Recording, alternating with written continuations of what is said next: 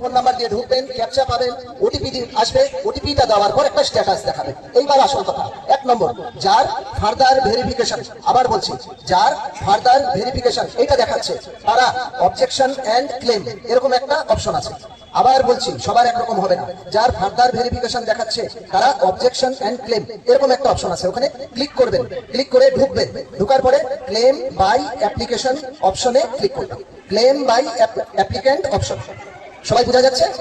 এটাতে ক্লিক করবে। এরবার ভিতরে আইডি আর মেম্বারদের নামগুলো দেখাবে, আইডি অনুসারে মেম্বারদের নামগুলো দেখাবে। যার নামে হবে তার নামটা টিক করে দিবেন। রিজন ফর ক্লেম, একটা রিজন, একটা কারণ ওখানে দিয়ে দিবেন। হয়ে গেল। এবার দুটো অপশন আছে এখানে, একটা অ্যাপ্লিকেন্ট ডিটেলস, ভুল থাকলে সেটা কি হবে। আবার বলছি, দুটো অপশন, অ্যাপ্লিকেন্ট ডিটেলস, ভুল থাকলে কি হবে। ওখানে 200টা অক্ষর, অনেক বড় রচনা লেখা যাবে না, 200টা অক্ষরের মধ্যে ছোট্ট করে লিখতে হবে আপনাকে ডিটেলসটা যা লেখা।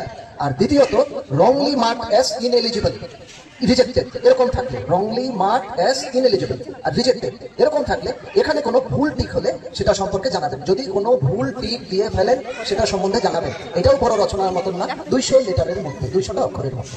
এরপরে আপনার প্রমাণ হিসাবে 50 থেকে 200 কিলোবাইট, এটা আপনারা জানেন, প্রত্যেকটা মোবাইলে ছবি তুললে ওটার একটা কিলোবাইট হয়, সাইজ হয়, সাইজ কত বড় ফটো কত ছোট ফটো, ওটা 50 থেকে 200 কিলোবাইটের মধ্যে ছবিটা আপলোড করে দিতে হবে। ওখানে অপশন আছে ছবি দেওয়ার, ওই ছবিটা ওখানে দিয়ে দেবেন।